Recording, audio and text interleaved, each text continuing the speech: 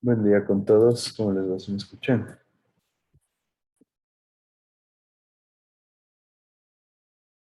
Buenos días, Inge. Sí, sí se le escucha. Ya. Pero sí, no sé qué pasó, si me ha puesto mal ahora, pero creo que todos han entrado hacia la reunión sin permiso. Sin problema, digo. Y vamos a hacer, necesito que me ayuden. Hay que hacer el seguimiento del sílabus. Entonces, en el aula virtual, donde dice anuncios, ahí está avisos, anuncios del profesor, y abajo dice seguimiento al sílabo. Quiero que me ayuden haciendo el seguimiento al sílabo, por favor, que sería del primer bimestre, de las primeras 5 semanas, el límite para hacerlo hasta hoy. Así que hagamos, dámonos unos minutos y hagamos. Por si acaso, donde dice NRC, el número del curso suyo es el P2549, que dice al lado de Sanitaria 3. Pues ayúdenme con eso, por favor.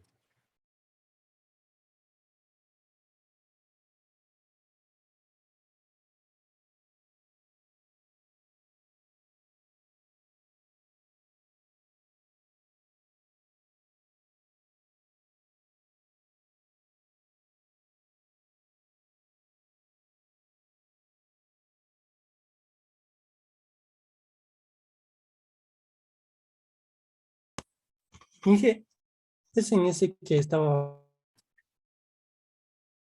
¿En cuál? O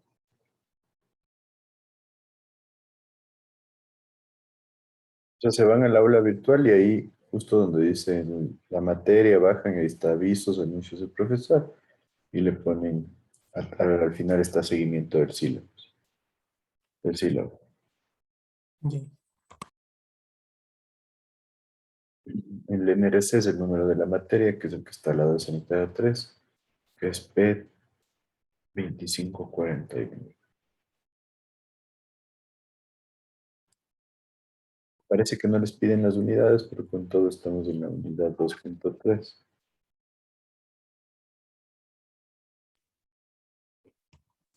Inge, y nos pide seleccionar la carrera y hay dos códigos diferentes, Q094 y Q210. Ustedes, me parece que son 210, déjenme ver.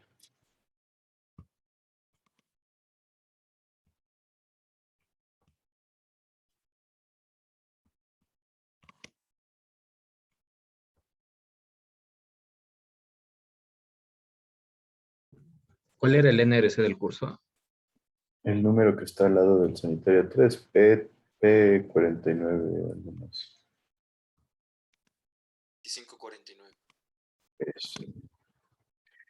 Ustedes son Q094, perdón. 210 son los nuevos.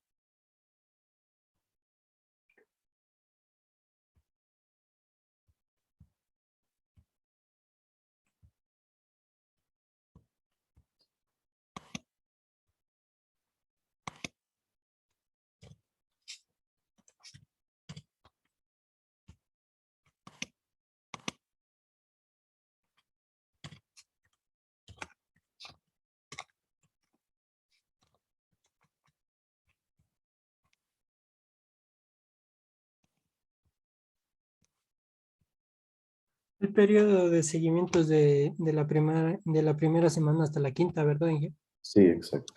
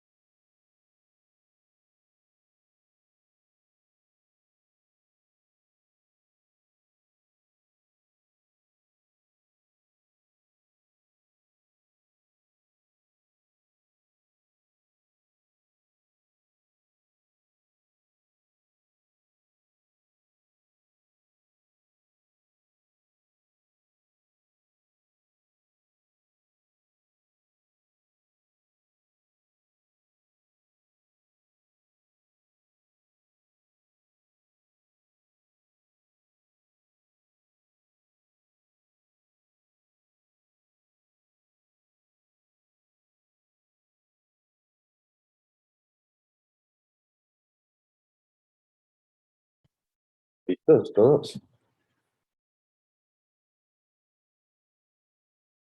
Disculpa, llegaron tarde, por favor, estamos haciendo el seguimiento del sílabos en el aula virtual, ahí justo abajo donde dice avisos, anuncios del profesor, ahí está el seguimiento, para hacerlo rapidísimo.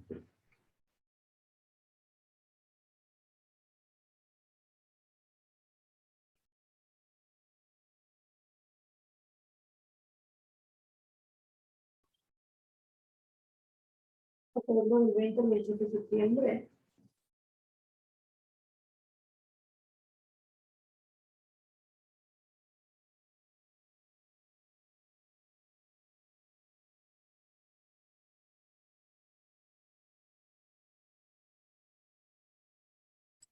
Listo, entonces ya debemos estar todos. ¿Qué me dice?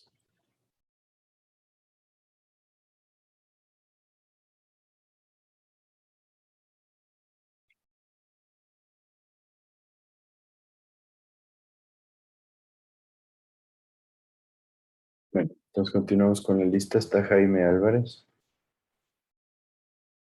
Sí, presente, Inge. Diana Álvarez, Presente, Inge, buenos días. buen día. José Arturo, Presente, Inge, buenos días. buen día. Sandro Brito, Presente, Inge. Santiago Díaz, Presente, Inge, buenos días. buen día. Elian Spin, Presente, Inge. Carlos Galarza,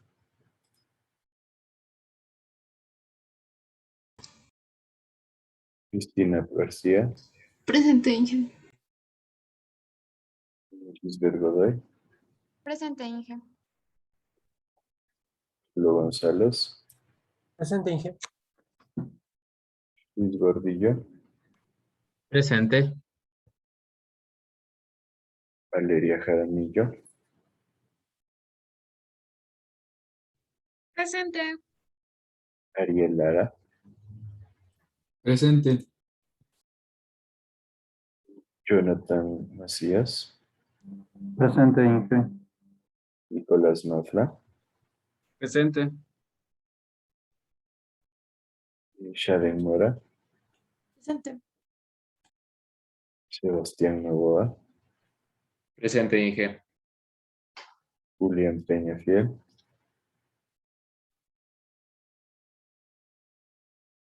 Vladimir Ponce, Presente, Inge. Julián sí está, sino que no se le escuchó, creo. Julián, si estás o no? Sí está en la sesión. No se me escuchó, Inge. ¿Aló? Ahí te escucho recién. Ya, perdón, Inge, ahí sí estoy presente. Gracias. Ya. Erika Kinga, Presente. Santiago Romero, Presente, Inge. Lenin Salazar, Presente, Inge. Andy Salazar, Inge Andy tenía problemas de conexiones y no se iba a poder conectar. ya. Nicole Sánchez, Presente, Inge. Sara Serrano, Presente, Inge. Dani Tibán, Presente, Inge. Dominique Porca, Presente, Inge. Andrés Verde Soto, Presente, Inge. Ryan Vizcaíno, Presente, Inge. Edgar Uquilema, Presente, Inge. Mireya Split. Presente, Inge, Inge. disculpe, creo que no me nombró. ¿Quién? Iron Minuez.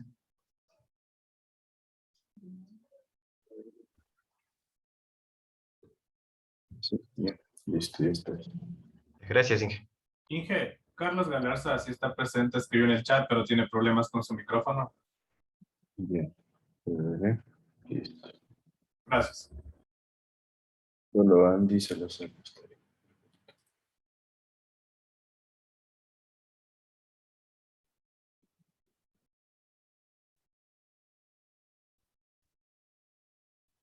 Entonces vamos a continuar con el ejercicio que estábamos haciendo la clase de ayer. Recuerdan, con ustedes estuvimos analizando ya la tubería, ya definimos el diámetro de la tubería, ¿no es cierto?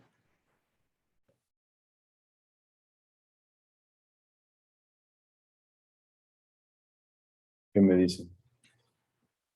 Sí, Inge, ya definimos el diámetro. Estábamos calculando la altura en el pozo, la altura de agua en el pozo. Ya, exacto. Entonces queríamos definir la altura del agua en el pozo con la altura en 2. Listo, y empezamos a calcular pérdidas, me parece también, entonces, ¿no es cierto?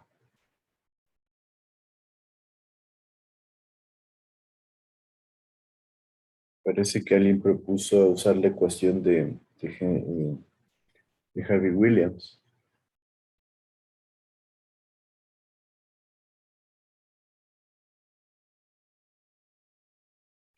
Llegamos a completar las pérdidas por fricción.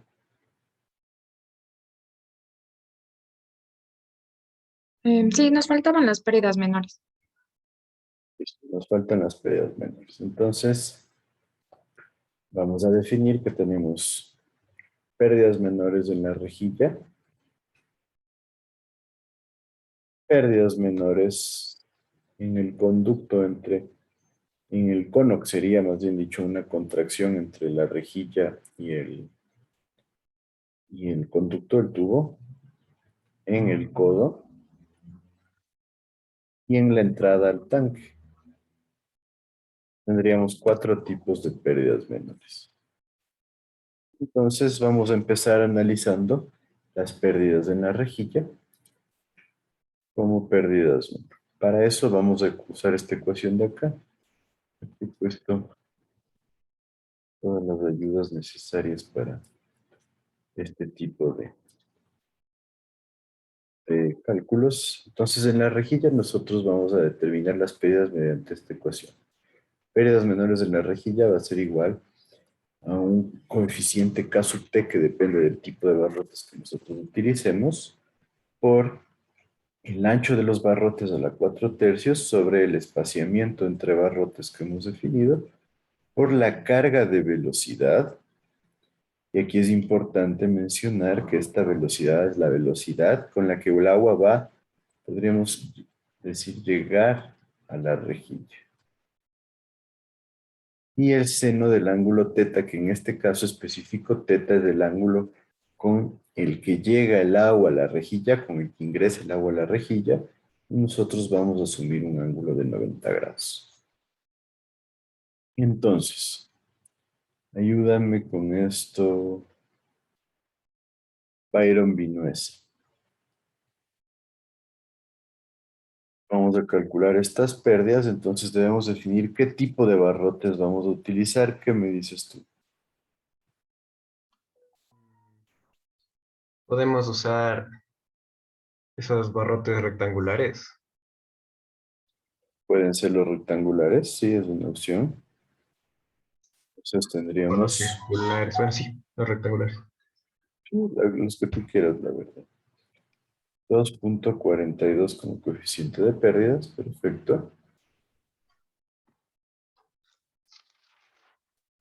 De ahí tendríamos el espaciamiento entre barrotes, digo, el ancho de los barrotes, ¿cuánto era?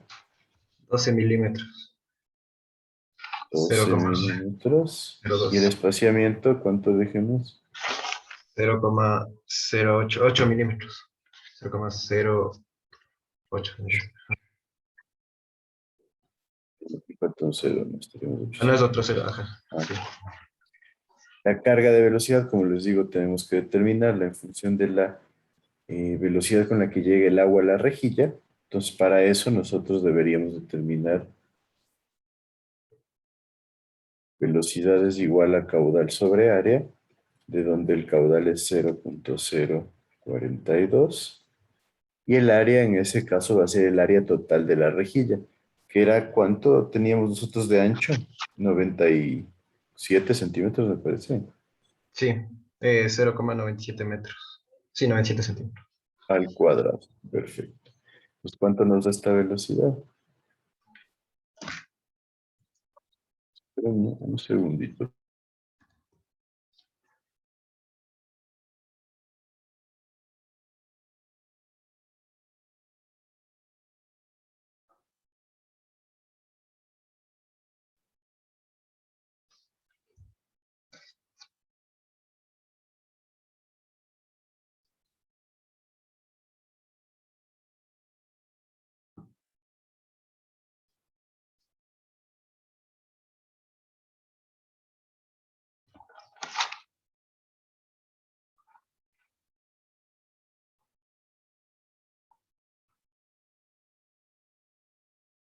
Perdón. Entonces, ¿cuánto nos daría la velocidad?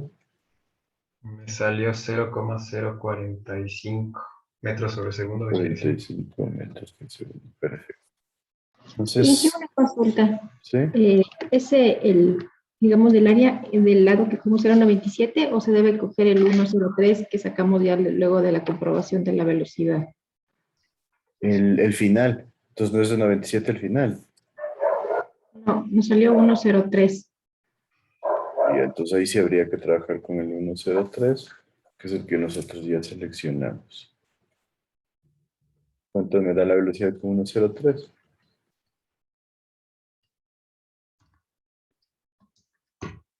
0,040. 40 metros por segundo. Entonces tendríamos 0,012 a la 4 tercios sobre 0,008 por 0,040 al cuadrado sobre 19,62 por el seno de 90 grados. Como vemos, las pérdidas probablemente nos van a dar un valor bastante bajo debido a que la velocidad va a ser muy bajita. Recuerden que nosotros poníamos la velocidad bajita para evitar turbulencia al ingreso a la rejilla. ¿Cuántas serían estas pérdidas?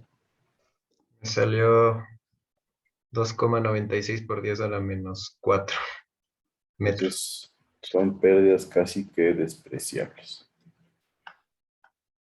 Perfecto. Entonces,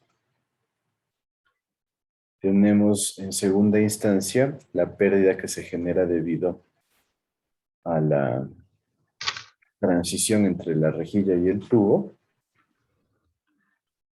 Estas pérdidas se generan, si esta es la rejilla,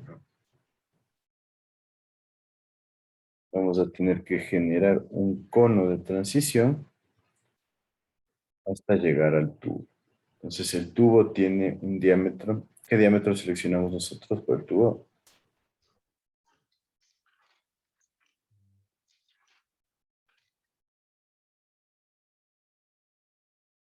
Y ya me dijeron que la rejilla tiene 1,03. ¿Perdón, cuánto? No le anoté yo ese. 0,25. 0,25 metros. Llegamos a 1,03, que es la parte de la rejilla. Pues tiene que haber una transición intermedia para la cual nos interesa el ángulo θ que se genera.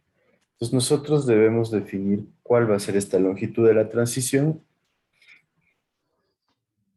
¿Qué me dirías? Bye. Eso no nos habían dado de dato ya. La longitud de transición me parece que no. Mm, En esencia nosotros Entonces proponemos una longitud. no usamos el ángulo θ y hacemos triángulos usando trigonometría. Es una opción, pero ¿cuál ángulo θ propondrías tú? Eso depende, déjenme ver. Creo que había algunos rangos. Esto no lo vimos. Esto en esencia sería lo que se conoce como contracción gradual. Que eso lo vieron en hidráulica general hace un montón de tiempo. Pues no sé si se acuerdan, pero la contracción gradual depende del ángulo, o sea, la pérdida que se genera depende del ángulo θ. ¿Podemos definir un ángulo θ? Sí, podría ser, no sé, 50, 60, 70 grados. Sería el más óptimo el longitud. de 45 grados. En cuanto a óptimo, no podríamos decir. Aquí tengo el gráfico. En estos casos, como hablamos de pérdidas, mientras más pequeño el ángulo, nosotros vamos a tener menos pérdidas. Entonces, ahí hablando de óptimo, podríamos decir capaz que conviene utilizar un ángulo muy pequeñito. ¿Cuál es el problema? Que esta longitud se va a ir al cielo. Entonces, por aquí tenemos este gráfico que es, por ejemplo, para determinar el coeficiente de pérdidas en función de la relación de los diámetros y del ángulo θ. Diámetro 1 es el diámetro grande, diámetro 2 es el diámetro pequeño. Entonces, como vemos, aquí tenemos entre 15 y 150 grados. Realmente, Yo les diría, suele ser bueno utilizar un ángulo alrededor de, no sé, 70 grados, 60 grados, suele ser algo típico. ¿Qué me dicen entonces ustedes?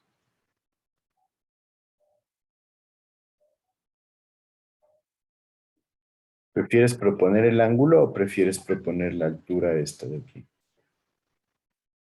¿No sería mejor la altura porque tenemos niveles mínimos y máximos de la altura del agua? Ajá. Entonces, según eso, En este caso puedes darle tú, ya en la práctica es mejor darle la altura porque vas a mandar a fabricar este accesorio, entonces es mucho más fácil decir, bueno, que tenga una altura X a que tenga un ángulo X. Y el fabricante de sacar el ángulo le va a ser mucho más complicado. Entonces, ¿cuánto podríamos poner de altura? Tenemos 1 metro arriba y 25 abajo.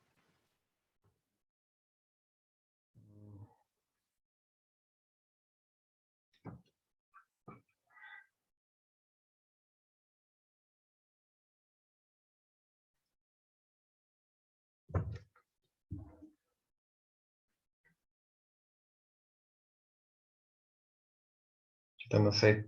Es que aquí en el ejercicio al principio nos dan de dato que la altura o sea, lo máximo que puede llegar el agua es de 5 metros entre Claro, la parte inferior. Entonces podría pero ser, o tengo que ver alguna otra cosa. no, es que en esencia ahí lo que nos interesa a nosotros es que esta es la máxima altura, pero la rejilla está aquí, ¿no? Entonces estamos hablando que Ah, aquí tendremos que generar una excavación para colocar esto. Pues no debería ser algo muy grande. Esto de ya, aquí es lo que estamos viendo agrandado en el siguiente gráfico. ya entendí. Este de acá. Entonces algo no tan grande, es decir, que ¿No? será unos 70 centímetros por ahí. Puede ser un buen valor, 70 centímetros. Entonces aquí tendríamos, para sacar más fácil este detalle, podríamos llamarle un ángulo beta que vamos a tener en los dos lados. Entonces la tangente del ángulo beta va a ser igual a los 70 centímetros sobre la diferencia de los dos anchos dividido para 2. Desde ahí me puedo sacar el ángulo beta que me daría cuenta.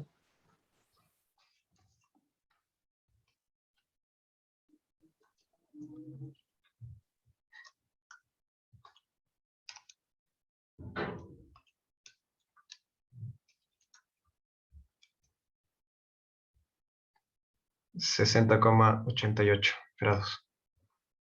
60,88 grados. Eso significa que el ángulo teta va a ser igual a 180 grados menos los dos ángulos beta. Y teta sería igual a ¿cuánto?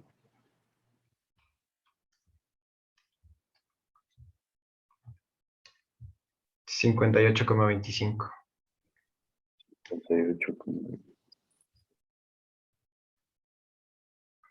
Entonces ahora sí, 58,25, podemos ir al gráfico, aunque me falta la relación diámetro 1 sobre diámetro 2, va a ser igual el diámetro grande 1,03, el diámetro pequeño 0,25, esto da 4,12.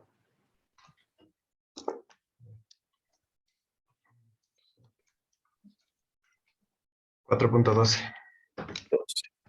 Entonces si analizamos ya el gráfico de acá, ahora me voy un poquito más a verlo.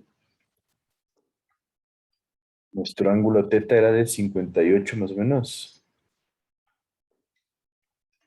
¿El beta o el teta? El teta. Ah, teta. 58,25. Estaríamos hablando de esta gráfica de aquí, en donde nuestra relación de diámetros llega a 3. Nosotros suponemos que aquí se mantiene constante. Tendríamos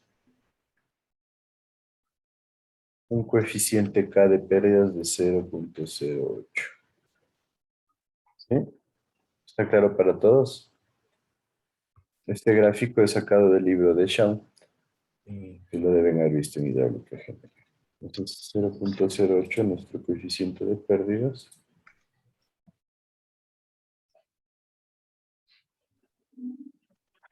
Entonces tendríamos que las pérdidas, todos los llamamos la del cono, va a ser igual a 0.08 por la carga de velocidad en el conducto. Nosotros definimos una velocidad para el conducto. ¿Cuánto sería?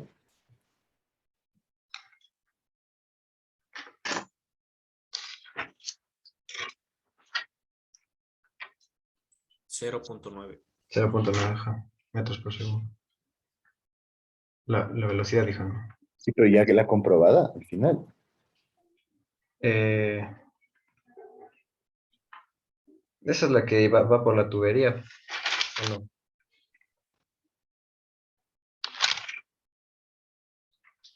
Pues sí, Esa es no la que sería. nosotros tomamos, que está entre 0.6 y 1.2. Ya, pero después tendríamos el caudal 0.042 sobre el área que sería pi por 0.25 al cuadrado sobre 4. Digo la velocidad, perdón.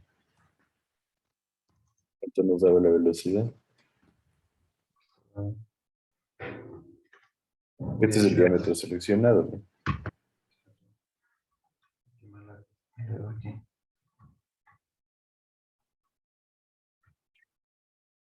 .25. 0.42. Está dando un número medio alto. 8,56. No sé si estoy bien. Ah, no, me falta un 0. Espera. Aquí me falta un 0. Ya, 0,86. 0.86. Esa sería la velocidad real, ¿no es cierto? Tenemos 0.86 al cuadrado sobre 19.62. ¿Cuánto nos dan las pérdidas?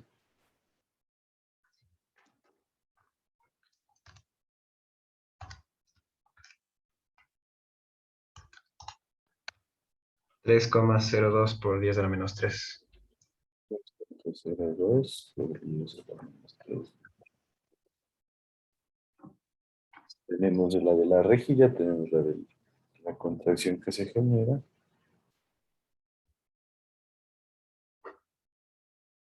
De ahí tenemos la pérdida 3, que sería la del codo, ¿no es cierto? Entonces, para el codo nosotros nos vamos a un cuadrito de accesorios. Este es el de Sengel sin bala, en donde nos dice que para codos y ramificaciones tenemos codos de 90 grados, cuando tienen brida 0.3 KL, cuando son roscados 0.9. Entonces en este caso habría que definir cuál utilizar. Por seguridad, como no conocemos, yo les diría podríamos utilizar el coeficiente de 0.9.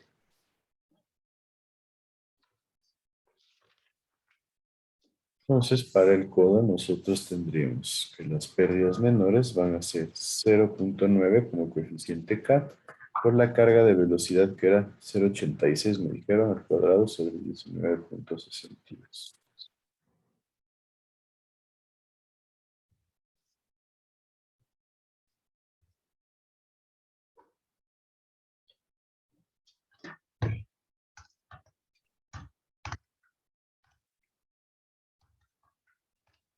0,034. 0.034 metros. Nos faltaría últimas pérdidas, que son las pérdidas que se generan en la entrada al tanque. Entonces vemos la entrada al tanque. Es una salida de tubería. Habría que definir si nosotros tenemos una salida con borde angular, redondeada, pero si nos podemos analizar un poquito más este cuadro, encontramos que nos dice que el factor que vamos a manejar es alfa igual a 2 cuando tenemos flujo laminar totalmente desarrollado y alfa igual a 1 cuando tenemos flujo turbulento totalmente desarrollado. Entonces, en esencia nos está diciendo que el coeficiente K va a ser igual a 1 en cualquiera de los tres casos, así que vamos a asumir que nuestro K es 1.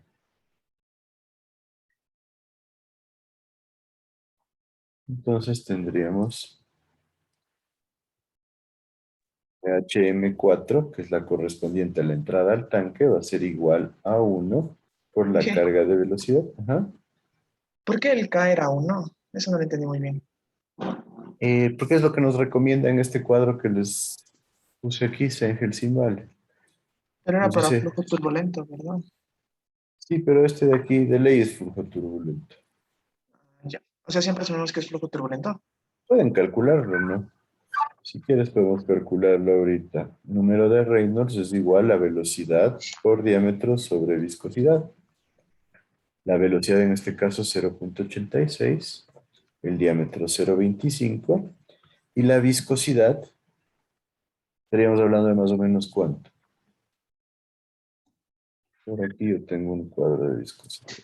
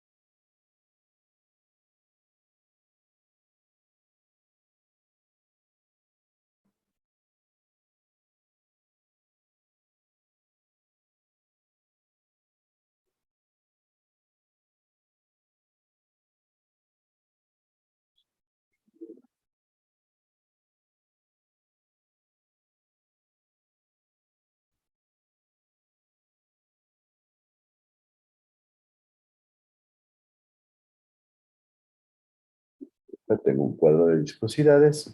Debemos asumir una temperatura. Estamos hablando del agua en un río. ¿Qué temperatura les parece una temperatura decente para tomarla? Normalmente estaríamos hablando en un río entre 5 y 15 grados centígrados. ¿Con cuál nos quedamos? Con 10. Me dicen 10. Viscosidad cinemática para 10 es 1,30 por 10 a la menos 6. Por 10 a la menos 6 metros cuadrados por segundo. Me da un número de Reynolds de cuenta. De 165.384. 184. Flujo turbulento. Ok. Entonces, si hay dudas, nosotros siempre calculamos, pero cuando hablamos de un flujo en un conducto a presión, casi siempre vamos a tener un flujo turbulento. Ya. Gracias, Enrique. Entonces, dejemos esas tablitas por ahí. Y tendríamos que la pérdida menor en 4 va a ser coeficiente de 1 por la carga de velocidad, que es 0,86 al cuadrado sobre 19,2. Entonces, damos pérdidas menores.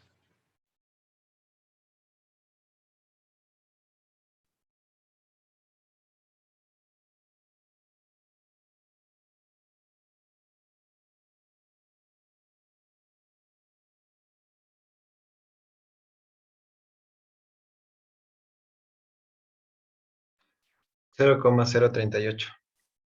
0,38 metros. Entonces la sumatoria de HF más HM me daría un total de ¿cuánto? Las 4 pérdidas menores más la pérdida por fricción.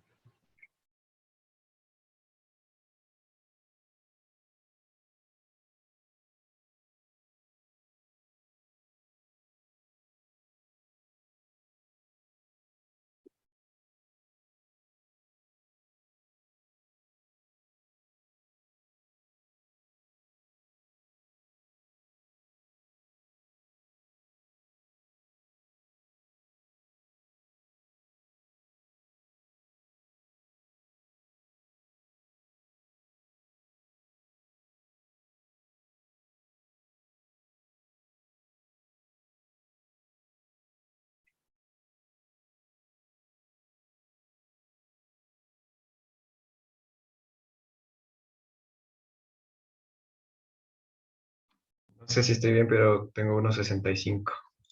Un metro no fue tanto. A Debería los dar metros. alrededor de unos 8 centímetros. Tenemos Ya. casi 4. Me sale 0,28. 0,28. ¿Cuánto nos daban las pérdidas por fricción? Eso sí, 0,203. Entonces sí, 0,28 está bien o no. Sí, Inge, a mí me salió lo mismo. Tenemos 28 centímetros de pérdidas que se generan en ese tramo. Ahora entonces, vamos al gráfico que tenemos acá. Si nosotros tenemos este como nivel de referencia, me parece que lo pusimos. No, no, perdón, este de acá fue nuestro nivel de referencia. Teníamos 5 metros hasta el nivel máximo. En este caso tendremos la altura igual a 5 menos 0,28 metros. Nos daría 4,72 metros. Esta es la altura de agua que nosotros tendríamos en el tanque y debemos definir nuestra altura de seguridad, que se conoce como un bordo libre, para poder generar ya la construcción y el detalle de nuestro tanque. ¿Y estaría claro para todos eso?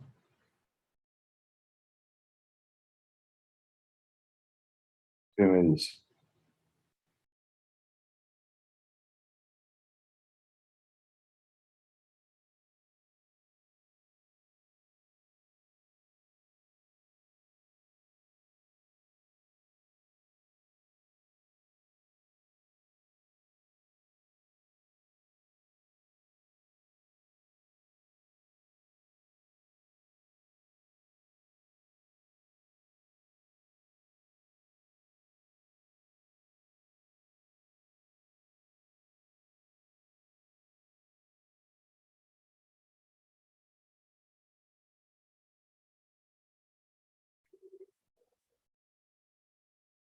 ¿Estamos o no estamos claros?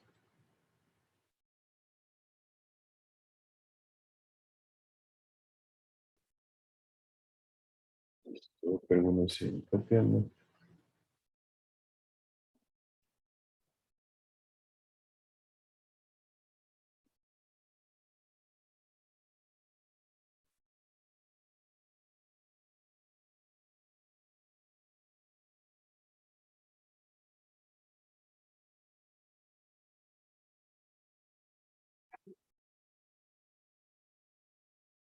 Entonces, ¿alguien alguna duda acerca de esto?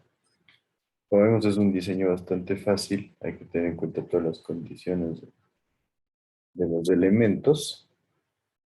Otro caso, podríamos tener que este pozo sea solo un pozo de revisión. Entonces, aquí tendríamos que tener una válvula y deberíamos conocer hacia dónde va el sistema, porque eventualmente debería llegar a un tanque o debería llegar a una planta de tratamiento. Pero igual, si llega a la planta de tratamiento, normalmente ingresa un tanque primero. ¿Qué me dicen? ¿Está todo claro o alguna duda?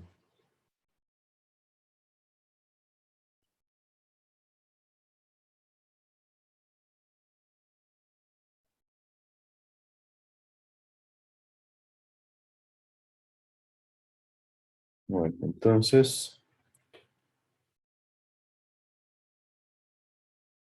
vamos a continuar.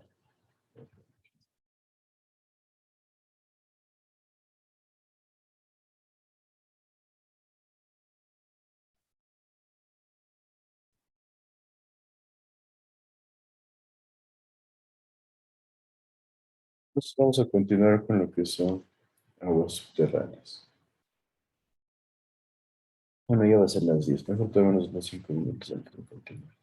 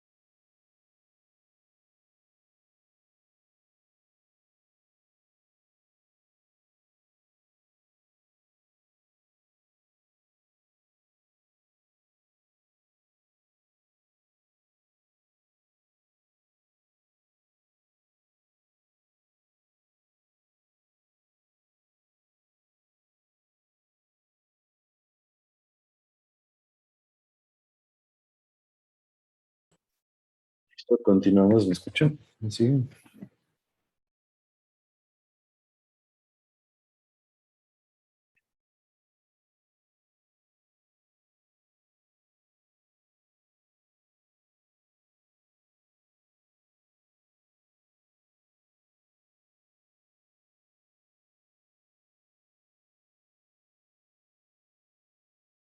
¿Me siguen? ¿Estamos? Sí, Listo. Entonces vamos a continuar con lo que son las captaciones de agua subterránea. En esencia, nosotros vamos a decir que se divide normalmente el flujo o la cantidad de agua subterránea en dos zonas, la que se conoce como zona de aireación y la que se conoce como zona de saturación. La zona de aireación es la que está sobre el nivel freático del agua, mientras que la zona de saturación es toda la que ya está en contacto directo con el agua. De ahí entonces tenemos que la zona de aireación cuenta con lo que es del agua del suelo, la zona directamente abajo del terreno, en donde tenemos bastante intercambio de agua con el terreno, ya sea por el flujo subsuperficial o por la infiltración. En algunos casos a esta también se le conoce como la zona de agua de evapotranspiración, porque está en la zona donde se genera la transpiración de, de toda la flora y se genera la evaporación debido al calor, al efecto del calor sobre el suelo. Después tenemos el agua badosa o intermedio, que es una zona que a veces se recarga por infiltración y a veces tiene humectación debido al efecto de capilaridad, pero no es algo constante. Y de ahí está el agua o la zona que tiene humectación debido a la capilaridad, en donde la capilaridad es un efecto mediante el cual las partículas de agua suben por los vasos capilares que se presentan en el suelo o en cualquier elemento. Normalmente se puede hablar de que puede llegar hasta entre 50 centímetros hasta 1 metro de altura a subir el agua por capilaridad.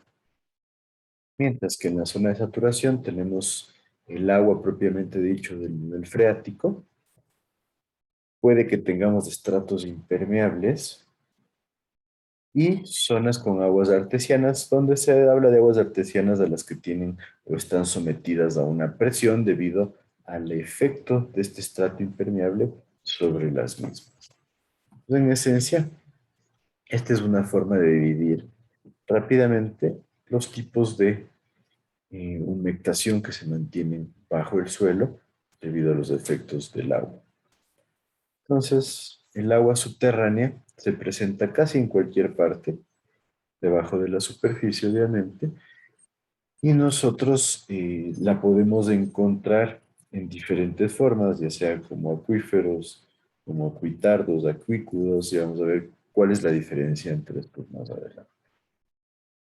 Es muy importante determinar dónde se encuentra el agua y con qué o bajo qué condiciones nosotros podríamos llegar a esta zona donde se encuentra el agua para poder generar los pozos y utilizar el agua. Entonces, en esencia, es importante conocer cómo podemos identificar que haya yacimientos de agua, pero es más importante, como veíamos al principio del semestre, determinar realmente si es que el yacimiento de aguas subterráneas o el acuífero donde vamos a tomar el agua tiene la capacidad de abastecer las necesidades que nosotros queremos. Entonces, para eso hay que hacer un estudio de almacenamiento y de gradiente hidráulico que se maneja dentro de la transferencia de agua subterránea. Entonces, hay ciertos indicios que nos ayudan a determinar dónde puede haber abastecimientos de agua subterránea. Por ejemplo, nosotros podemos ver que en zonas donde tenemos valles podemos encontrar bastantes yacimientos de agua. Esto se debe a que la pendiente nos ayuda a mejorar lo que es el gradiente hidráulico. Entonces el flujo tiende a irse desde zonas montañosas hacia zonas de valles. Y esto empieza a generar la recarga de acuíferos y por ende nosotros cuando estamos en zona de valles vamos a tener mucha más probabilidad de encontrarlos con agua subterránea. Por otro lado, sabemos que en las zonas áridas podemos encontrar cierto tipo de plantas, las cuales nos dan una cierta indicación de que el suelo tiene contenido de humectación. Entonces, en esencia, y es una forma bastante usada en lo que son poblaciones con suelos bastante arenosos, en donde la temperatura suele ser bastante alta, es muy fácil identificar plantas que requieren agua y que tienen raíces grandes. Entonces, de esta forma podemos saber si es que hay contenido de agua subterránea. En áreas donde nosotros tenemos manantiales, podríamos decir, fluorescencias de agua, podríamos hablar de afloramientos. Entonces, en esa zona obviamente significa que se está produciendo una recarga de agua y nosotros podemos contar con importantes cantidades de agua subterránea. Entonces, podemos identificar donde haya un manantial, donde hayan pantanos, donde hayan lagos, y de esa forma tener una idea de dónde podemos encontrar agua subterránea. La situación es que no tendríamos claro que sería una cantidad importante de agua, porque, por ejemplo, en algunos casos el pantano se forma porque hay un estrato impermeable que no permite que se infiltre el agua, entonces por eso se forma el pantano, y no es una razón de que tengamos grandes cantidades de agua. Y por otro lado, no significa que sean de buena calidad. Sabemos que las aguas subterráneas normalmente presentan buena calidad, pero encontrar un afloramiento de agua no suele ser una razón real de que el agua tenga buena calidad solo por ser subterránea. Entonces ahí nos toca hacer investigaciones para identificar realmente qué características presenta el agua y de dónde la estamos obteniendo. En zonas donde tenemos rocas que pueden ser agrietadas fácilmente, como por ejemplo gravas, la grava, especialmente cuando es de tamaño pequeño, presenta una muy alta capacidad de permeabilizarse, entonces se vuelve un elemento interesante para lo que es almacenamiento del agua. Entonces, cuando encontramos suelos con bastante grava, suele ser un indicador de que tenemos un almacenamiento importante de agua. Lo mismo sucede con arenas. El problema de las arenas es que a veces tienen contenido limoso importante, entonces cuando la arena tiene un contenido limoso, puede que no sea tan permeable como nosotros queremos. Y las rocas calizas también presentan un buen conductor en general. Podemos decir que estos tres tipos de suelos suelen ser los mejores conductores que nosotros tendríamos para agua, y en esencia y suelen darnos una idea de que tenemos almacenamientos importantes de agua. De ahí cuando hablamos de rocas constituidas con componentes arcillosos, lucitas o rocas cristalinas, nosotros hablamos de que son pobres en cuanto a lo que es su capacidad de transportar y almacenar flujo de agua. Entonces, realmente cuando encontramos este tipo de rocas es preferible no generar pozos debido a que suele ser muy difícil perforarlas y los resultados en cuanto a capacidad de captar agua suelen ser muy, muy bajitos. Entonces, en esencia, un acuífero va a ser un espacio en donde nosotros tenemos almacenamiento de agua subterránea. Entonces, normalmente nosotros contamos con un acuífero libre, cuando el acuífero se recarga directamente del flujo subsuperficial o de la infiltración que se produce. Y hablamos de un acuífero confinado, cuando el acuífero tiene una capa impermeable en la parte superior, la cual no permite que haya demasiada transmisión de agua debido a infiltración. Si está profundo, hablaríamos de percolación.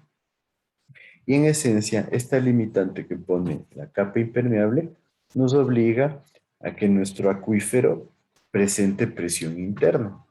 Entonces, esta presión interna es la que eventualmente termina generando los pozos artesianos, por ejemplo.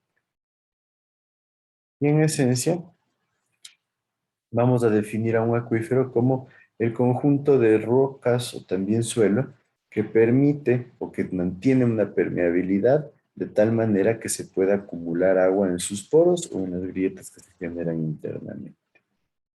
Entonces, todo esto almacenamiento que se genera en los poros y en la grieta se conoce como agua subterránea y nosotros podríamos tener yacimientos de agua subterránea que se dice hasta tienen 2 millones de kilómetros cuadrados de tamaño. Entonces, podemos tener acuíferos gigantescos, pero eso no significa de que sea una fuente ilimitada y que nosotros podamos obtener indiscriminadamente cantidades de agua del suelo. Entonces, ¿qué es necesario ahí? Que nosotros evaluemos la capacidad de recarga del acuífero y de esta manera nosotros vamos a tener un panorama claro acerca de cuánta agua realmente podemos captar.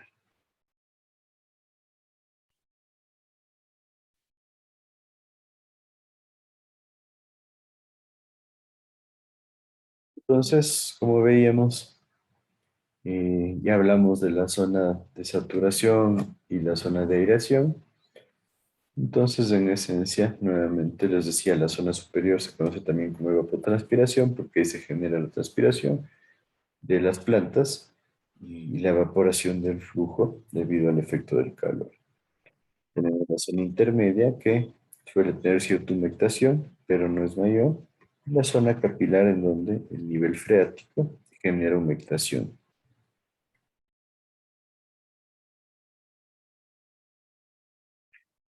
Cuando hablamos de la estructura de los acuíferos, hablamos de los acuíferos libres, como ya mencionamos, en donde tenemos contacto directo con el flujo subsuperficial y de esta manera hablamos de que existe alta transmisibilidad de agua, mientras que cuando hablamos de un acuífero confinado, hablamos de un acuífero con una capa impermeable importante encima y abajo, lo cual genera que haya presiones internas y estas presiones internas van a generar en algunos casos afloramientos de agua que se conocen como pozos artesianos.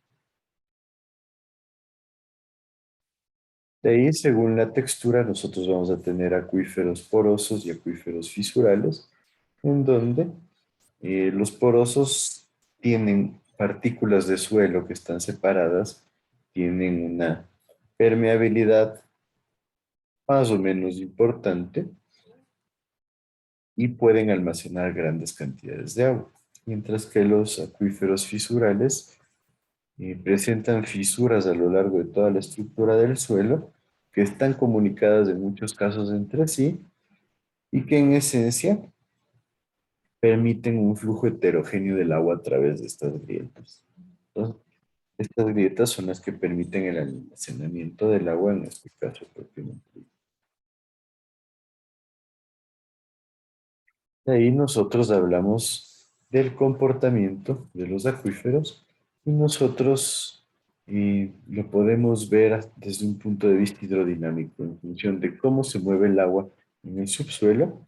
Y nosotros tendríamos los acuíferos que nos presentan un alto almacenamiento de agua y una alta transmisión de agua. O sea, podemos tener grandes cantidades de agua almacenadas, pero esta cantidad de agua se va moviendo. ¿Por qué? Porque el suelo es permeable y permite lo que es el paso del agua y de esta manera nosotros tenemos un movimiento subterráneo de agua que es el que en esencia permite la recarga del mismo acuífero. Tenemos después el acuífero conocido como acuitardo, en cual genera un buen almacenamiento de agua, o sea, tiene espacios internos en donde el agua se va a almacenar de manera correcta, pero no tiene muy buena transmisión. ¿Qué significa eso? Que no permite una buena permeabilidad, no hay un buen gradiente hidráulico y eso lo que genera es que tengamos gran cantidad de agua almacenada, pero con una capacidad de recarga muy bajita. Entonces, si nosotros empezamos a sacar grandes cantidades de agua, podemos llegar a vaciar el acuífero y generar problemas dentro de este mismo. De ahí tenemos los acuífugos, los acuícludos primero. Los acuícludos en esencia solo sirven para almacenar, no generan buen almacenamiento, tienen almacenamientos muy pequeñitos no hay transmisión de agua, o sea, tienen una permeabilidad tal que no se permite lo que es un flujo del agua. Entonces estamos hablando de agua que está estancada casi que en un solo sitio, pero sí se puede almacenar una cantidad importante. Lo mismo, los acuícludos no son una buena fuente para abastecernos de agua por el hecho de que como no tienen transmisión, no tienen mucha capacidad de recarga. Y si no tienen capacidad de recarga, el riesgo que corremos es de dejar vacío el yacimiento. Y los acuífugos que en esencia no permiten ni almacenar ni transportar agua. Pues en esencia normalmente son suelos compuestos por roca muy dura, en donde esta roca no permite ni que se almacene agua en su interior, ni tampoco que se produzca lo que es transmisión del flujo. Entonces, en esencia es un suelo que se considera totalmente impermeable.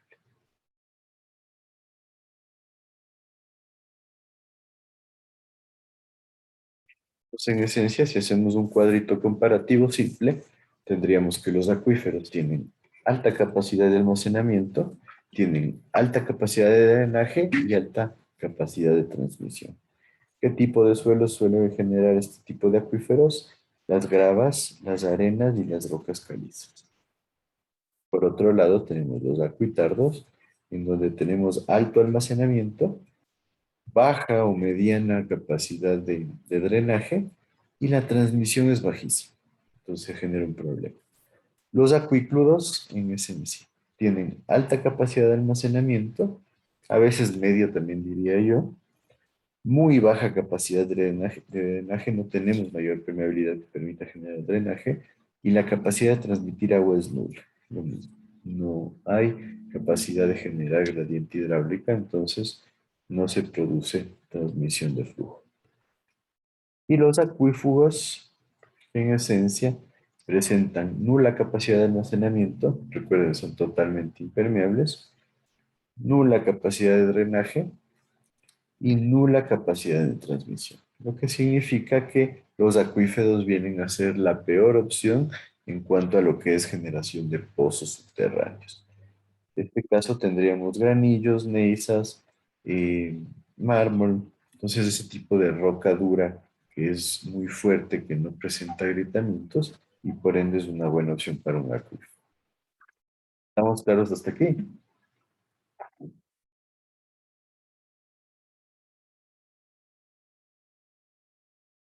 Entonces, según su comportamiento, un acuífero va a ser capaz de generar almacenamiento y transmisión de agua de manera fácil. Pues tiene una alta capacidad de drenaje. Lo mismo, tiene una importancia muy grande para lo que es generar o satisfacer necesidades de abastecimiento en actividades como la agricultura, industria y para el consumo humano. Entonces, es la mejor opción para obtener agua subterránea.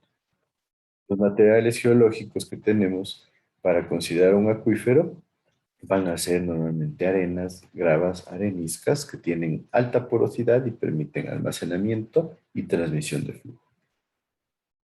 Los acuíferos que se forman con materiales calcáreos, rocas volcánicas, rocas plutónicas, no suelen tener una porosidad tan amplia, sino suelen utilizarse para su almacenamiento en grietas. Pues por un lado, cuando hablamos de suelos con granos bien delimitados, podríamos decir, como las arenas, gravas y areniscas, nosotros vamos a tener el almacenamiento en los vacíos que se generan entre estos suelos. Mientras que si nosotros hablamos de suelos de roca propiamente dicha, nosotros vamos a decir que el almacenamiento se genera principalmente en las grietas que tenemos en la roca.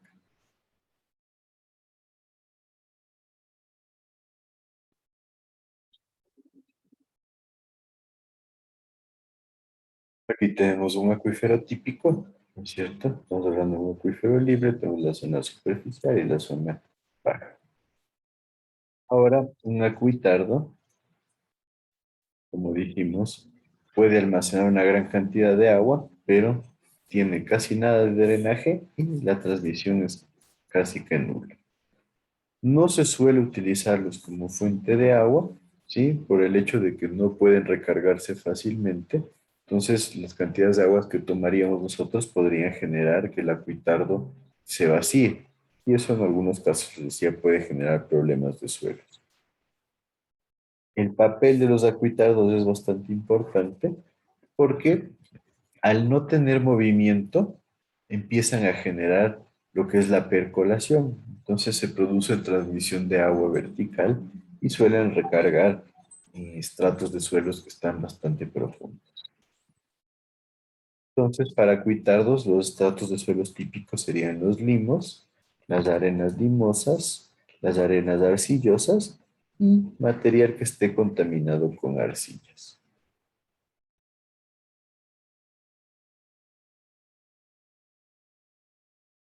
Aquí tenemos un acuitardo, ¿no es cierto? En esencia, suelen estar abajo del acuífero libre.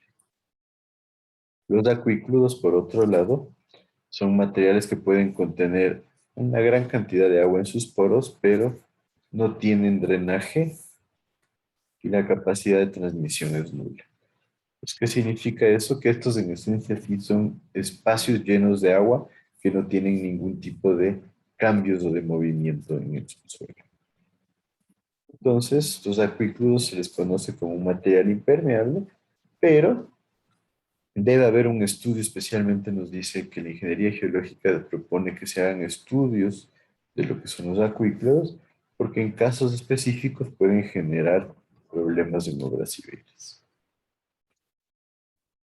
Para los acuículos nosotros tendríamos arcillas como lutitas y arcillas limosas.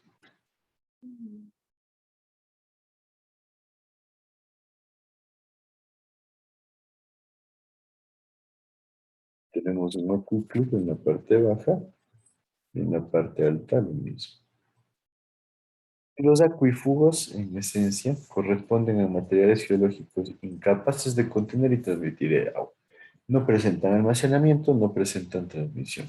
Se los considera totalmente impermeables, se los representa como rocas compactas que no se encuentran fracturadas. Entonces, en esencia, hablaríamos de granitos y basaltos, y por otro lado, de calizas.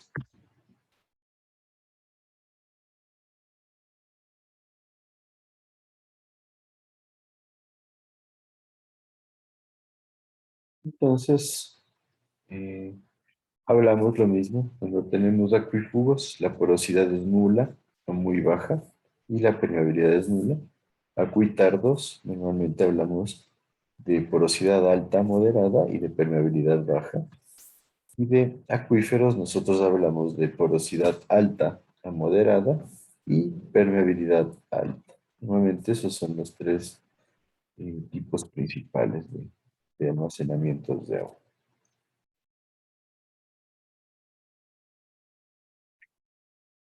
Ahora entonces un acuífero dentro de sus características considera lo que es la porosidad, o sea, el volumen de vacíos interior, que va a ser donde se almacena el agua. El rendimiento específico, que es la cantidad de agua drenada por la gravedad. Pues en esencia, nosotros vamos a decir que el rendimiento específico va a ser la cantidad de agua que se produce en un acuífero cuando desciende el nivel de agua en el acuífero. En esencia nos ayuda a ver qué volumen nosotros captamos de agua y su relación con el nivel del agua en el acuífero. La porosidad, que decíamos es el volumen de vacíos, va a ser igual al rendimiento específico en porcentaje más la retención específica en porcentaje.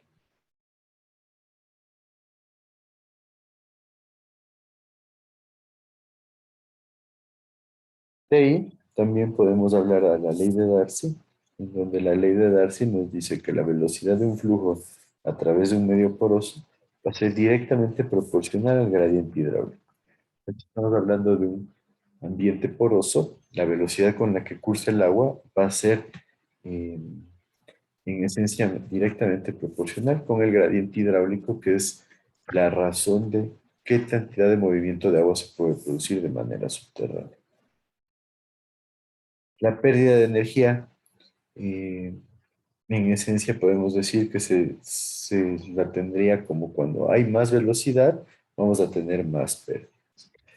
Entonces el gradiente hidráulico va a ser la variación de altura sobre la variación de longitud. La velocidad va a ser un coeficiente por el factor I. El caudal va a ser el coeficiente por el área, por el factor I, o sea, velocidad por área en esencia. Y la permeabilidad va a estar definida como un factor K. En esencia aquí tenemos un factor K típico, en donde nos dice que para grava limpia, que es lo más recomendado para un acuífero, tenemos un factor de K de permeabilidad de 1000 metros por día. O sea, podemos ver cómo el agua se mueve en una grava limpia de manera muy rápida. En una arena gruesa limpia hablaríamos entre 10 y 1000 metros por día. O sea, podemos llegar a valores similares a la grava limpia. Cuando ya tenemos una mezcla de arena, baja dramáticamente la permeabilidad. Estaríamos hablando entre 5 y 10 metros por día. De ahí tenemos la arena fina, que baja inclusive de 1 a 5 metros, por día.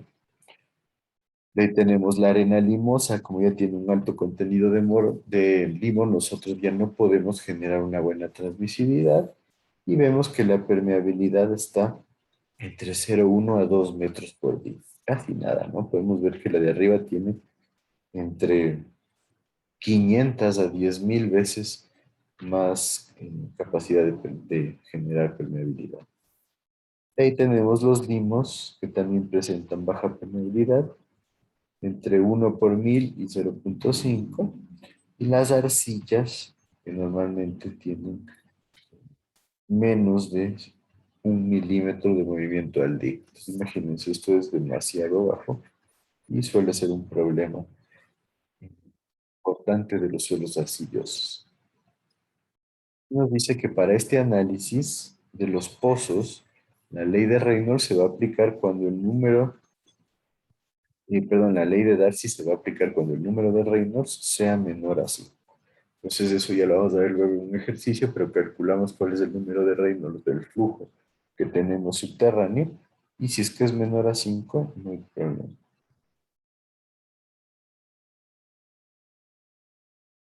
Y también el acuífero tiene buena permeabilidad, buena conductividad hidráulica, es fácil de atravesar por el agua, y mientras más permeable sea, nosotros vamos a decir que el agua va a atravesar o va a transmitirse de manera más rápida. Por ejemplo, la transmisividad viene a ser el caudal que descarga una sección, aquí ya normada de 1 metro por 1 metro, cuando el gradiente hidráulico es 1. Nosotros tenemos en esencia entonces que la transmisividad va a ser permeabilidad por espesor. Ahora, la transmisividad va a ser menor a 10 metros cúbicos por decímetro cuando tenemos un acuífero pobre, no utilizable para fines públicos. Cuando nosotros tenemos un valor T mayor a 100 metros cúbicos por decímetro, nosotros hablaríamos de un acuífero útil para fines públicos, porque ya de este sí podemos obtener una cantidad importante de agua, la cual ya puede servirnos para abastecer una población entera. El coeficiente de almacenamiento, en cambio, va a ser el volumen de agua liberado por cada metro cuadrado de base, que va a llegar a hacer descender 1 metro la superficie piezométrica. Entonces, en esencia, sí vemos, ¿no es cierto? Por un lado hablamos del almacenamiento como el volumen liberado por cada metro cuadrado de base, siempre y cuando éste haga descender 1 metro el nivel freático. Y por otro lado tenemos la porosidad eficaz, que es el volumen de agua liberado en 1 metro cuadrado de base, que hace descender 1 metro el nivel freático. En esencia estamos hablando de dos conceptos súper similares, en donde se nota cierto alejamiento entre los dos, ¿sí? Porque el uno se enfoca en lo que es el volumen que se libera en la base para descender 1 metro, mientras que en el otro hablamos del volumen liberado por 1 metro cuadrado nada más de base, ¿sí? Ahí es la diferencia importante. Son dos conceptos que trataban de enfocar algo similar, pero lo hicieron de diferentes formas. Y este también en hacer descender 1 metro de la superficie piezométrica. Ahí tenemos la capacidad específica del pozo, en donde tenemos una medida de la cantidad de agua producida en un pozo por cada metro de abatimiento. Entonces, en esencia, hablamos de un indicador de cómo está rindiendo el pozo. ¿Tienen ustedes claro a qué se refiere el abatimiento? ¿Qué me dices, Erika King?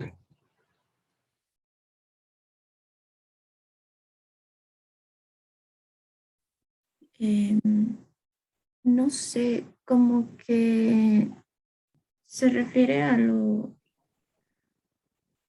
que en realidad como que sale del pozo o algo así. No, lo que sale, el abatimiento en esencia más bien es, yo tengo un suelo aquí, hago mi pozo, coloco mi bomba, saco agua, el abatimiento va a representar, vamos a tener un comportamiento más o menos así. Entonces el abatimiento es la altura que baja el nivel freático debido a la cantidad de agua que nosotros estamos sacando del pozo. ¿Sí? Siempre que hagamos un pozo se va a producir un nuevo perfil de flujo. Y la cantidad de longitud que baja el perfil de flujo respecto al original corresponde al abatimiento. ¿Sí estamos claros ahí? ¿Qué me dice? Lo mismo, Erika, ¿está claro ahí? Sí. Ok. Entonces la capacidad específica va a ser el caudal en litros por segundo sobre el abatimiento que se mide en metros. En esencia, aquí tenemos el gráfico, está el pozo con la bomba, se produce la recarga, este es el nivel freático, y aquí tenemos nuestro abatimiento. Normalmente se determina con la letra S. Entonces, nos dice que el cono de abatimiento, que es esta figura que se forma debido a la extracción, se forma radialmente. El nivel dinámico es el punto en que nosotros tenemos ya una estabilización en el descenso del nivel. Entonces, en esencia, el nivel dinámico va de la mano con cuánta agua puedo sacar del pozo. La bomba siempre tiene que ser sumergible, ahí sí no hay más opciones. Y la altura máxima de succión va a ser de 10 metros. ¿Recuerdan por qué este comentario de que la altura máxima de succión puede ser de 10 metros?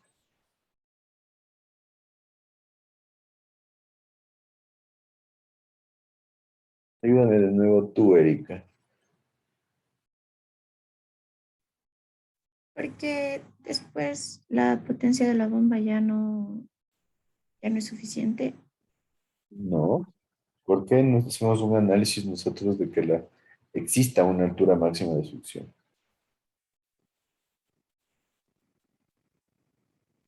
No es porque se puede generar cavitación. Exacto, el efecto de cavitación. Entonces, ¿estaría correcto decir que nosotros tendríamos una altura máxima de 10 metros?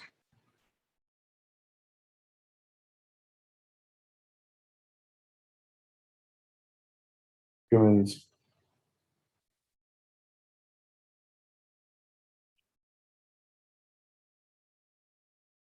¿Qué me dices, Jonathan Maciel? ¿Estaríamos bien diciendo que la altura máxima de succión son 10 metros?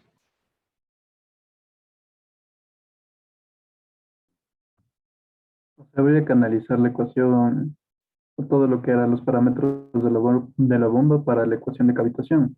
Pero sí, ¿Recuerdas cómo se analizaba cavitación? mm, no, Nosotros teníamos dos opciones. Por un lado, determinar la altura de succión máxima. Y por otro lado, determinar la carga neta positiva de succión disponible y requerida, ¿no? ¿Sí recuerdan esos términos?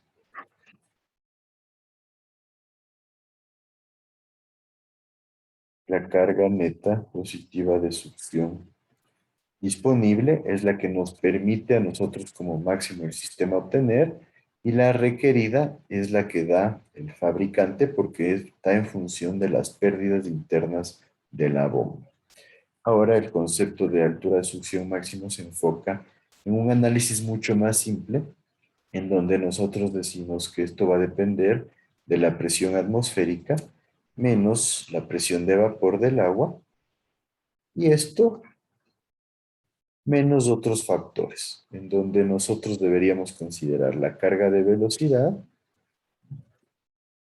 las pérdidas que se generan dentro del conducto, porque vamos a tener pérdidas por fricción y pérdidas menores, y una altura de seguridad.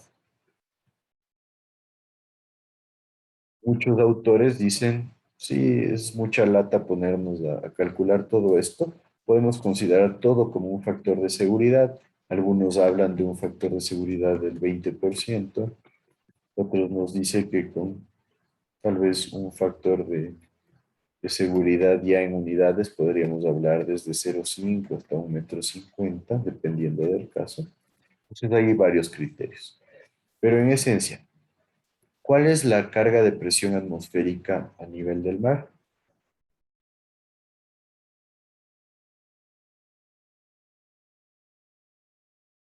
¿Recuerdan?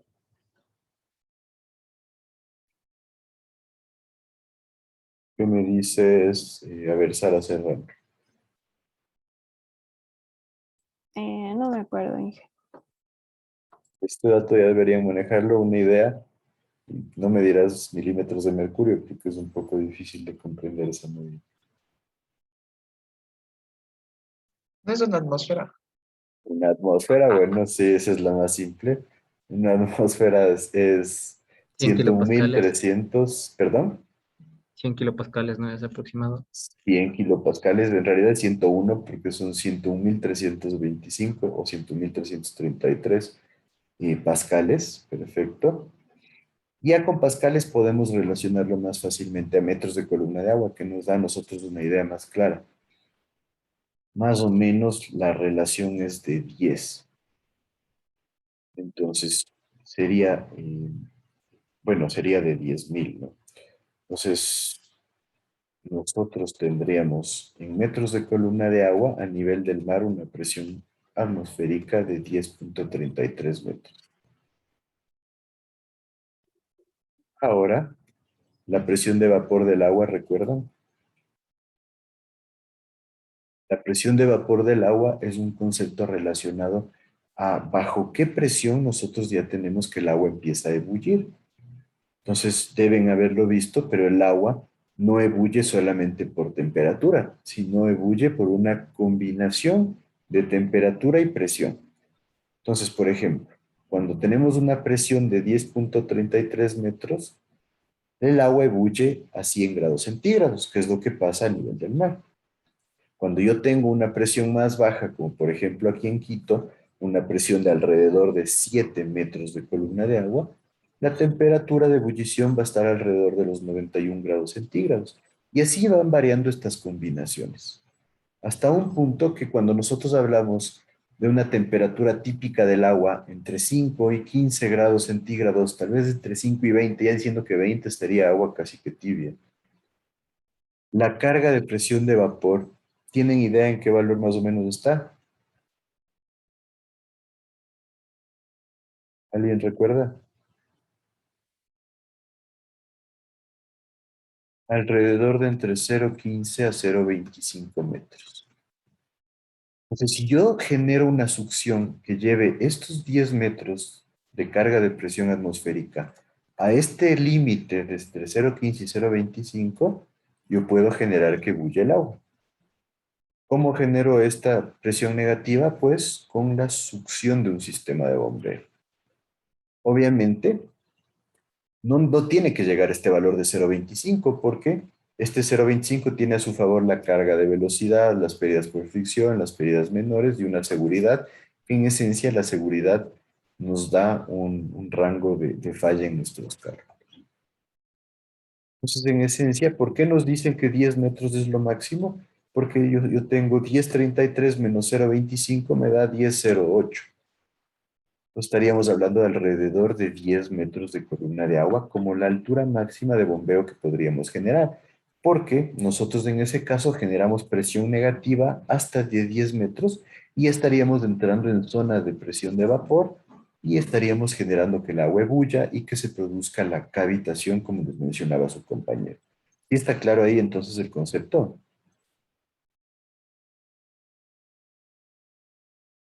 ¿Qué me dice?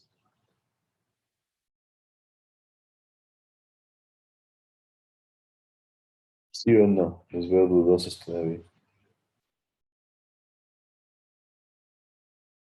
Como les decía, esto es materia de hidráulica aplicada.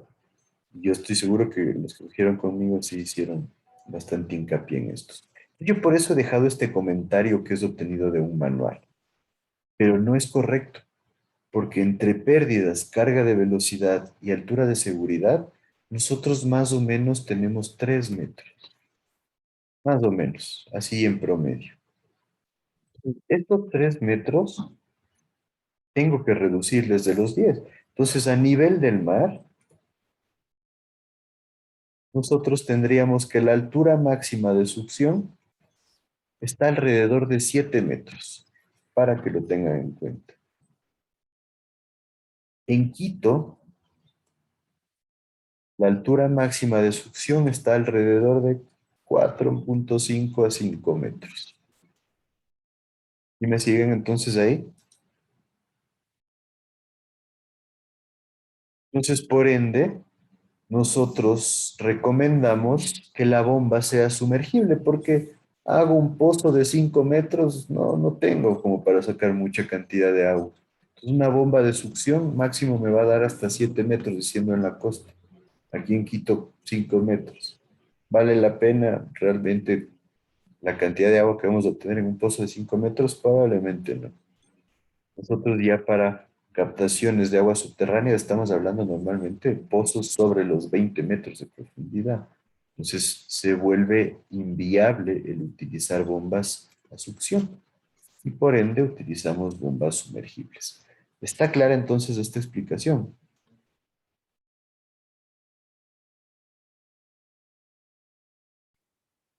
¿Qué me dices, Lisbeth Godoy? Sí, creo que sí. ¿Qué duda tienes? Porque ese creo no me sonó tan convincente. La verdad, o sea, me perdí un poquito en la explicación que nos dio antes, pero creo que sí, creo que ya le entendí bastante bien lo que es la altura máxima de succión y por qué es importante que la bomba sea sumergible, pero creo. Ya, bueno, lo que es altura de succión después lo vamos a volver a ver y voy a tratar de hacer nuevamente hincapié, pero lo que quiero es que tengan claro el por qué no podemos succionar a una altura de 20 metros. La bomba se vuelve inviable porque la cavitación va a generar un daño masivo. No sé si alguna vez vieron fotos de qué es lo que produce cavitación, pero la cavitación puede prácticamente destruir a los componentes internos de la bomba.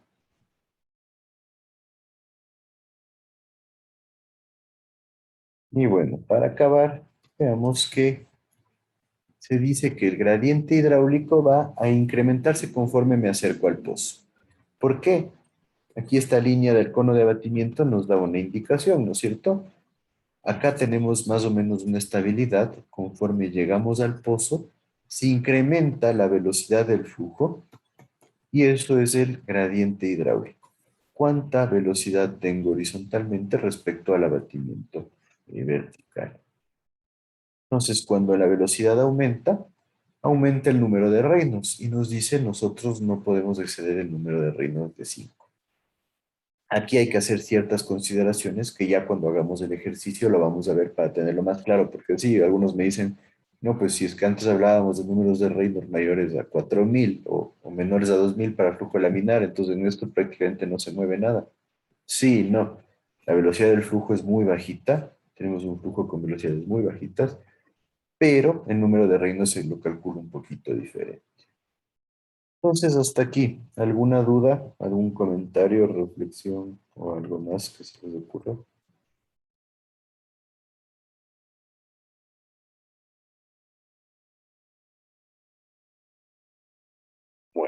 Nadie tiene dudas. Podemos quedar ahí por hoy. Un buen fin de semana a todos. Nos estamos viendo el otro jueves. Hasta luego, profe, gracias. Hasta luego, Inge. Hasta luego, Hasta luego, Inge. Inge. Gracias. Inge, nos podemos quedar hablando con usted un ratito. A ver, ¿quién me dijo? Yo, Sara, perdón por molestarlo mucho. Bueno, no hay problema. A ver, cuéntame qué pasa. Era sobre lo que estábamos hablando ayer. ¿Sí? Mira, si me podría dejar compartir para indicarle de dónde estamos, o sea, de dónde sacamos los parámetros. Ujú. Ya. ¿Dónde está? Aquí. De la investigación que nos basamos para ver los datos que necesitamos para analizar la autodepuración son estos, que prácticamente sacamos de otra investigación. Ujú. El DBO último y acá está, y en esta investigación igual está utilizando el método de Streeter-Phelps para determinar el déficit de oxígeno, y prácticamente nos estaríamos guiando de este método. Ujú. Ya, parece interesante. ¿Ustedes lo harían con una ecuación o con software? A mí me parece que algún rato les voy a hablar del software. Sí, el Sí, software, yo no. Creo que es estática. Creo que está un aquí poquito está. más. Pero el software nos ayuda a determinar las constantes K1 y K2.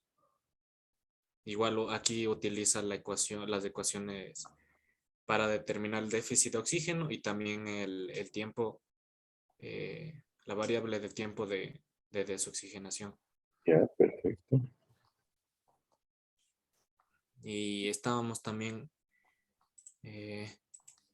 viendo a ver si mismo vamos a hacer el río San Pedro, y estábamos viendo que el río San Pedro tiene una distancia de 53.9 kilómetros aproximadamente. Y tendríamos que analizar un tramo porque según esa investigación que leímos, se analizó un tramo donde se realizaba la mayor descarga para ver cómo afecta esa descarga a la autodepuración del río. Claro que sería lo más lógico, ¿no? Ajá, y o sea, ahí tendríamos que analizar la cuenca de este río para ver la influencia al río. Ya, sí, claro, habría que hacer un análisis de dónde tienes los asentamientos principales y cómo se generan las descargas ahí, ¿no? Claro, y eso sería. Me parece bastante interesante la verdad del tema. Sí, les diría, mándenme la información para yo chequearle, porque no es que he revisado mucho acerca de este tema, pero podría salir algo interesante, creo yo. Ya, Inge, ya, igual ya vamos a reunirnos con ingeniero Castro a ver qué nos dice, a ver si es buena Ujú. idea. Sí, sí tienen la página de este software que me dicen, y para chequearle y, como les digo, yo también preguntar un poco, ¿no? Porque el tema me parece bastante interesante, bastante novedoso y le veo que si se hacen las cosas bien, no es algo muy demorado. Sería Sí, de creo que identificar tiempos de ensayos y obtener los coeficientes. ahí a ver, por lo que esta investigación también se tendría que realizar en el tiempo donde el nivel del agua sea menor, o sea, el estiaje. Esto es lo importante, claro, habría que ver el estiaje, se generará ahí. Yo creo que ahorita debemos estar en épocas de estiaje, entonces podría ser una buena oportunidad. Y Claro. ahí sí les diría, tendrían que tratar de analizar eso rápido, probablemente en el INAMI. El INAMI, como les querían cerrar, la última vez que yo fui, estaban súper aptos para dar información como locos, porque ellos estaban buscando que la gente les apoye, porque prácticamente ya les querían desaparecer, y que sería una tontería que desaparezca una institución que ha hecho bastante investigación en el país. Yo les diría irse al INAMI y preguntar acerca del río San Pedro, si ellos tienen los datos ahí, los caudales. Ustedes pueden ver cuál es la época de estiaje y poder definir cuándo tomarían la muestra, porque me parece que ese es un punto importante.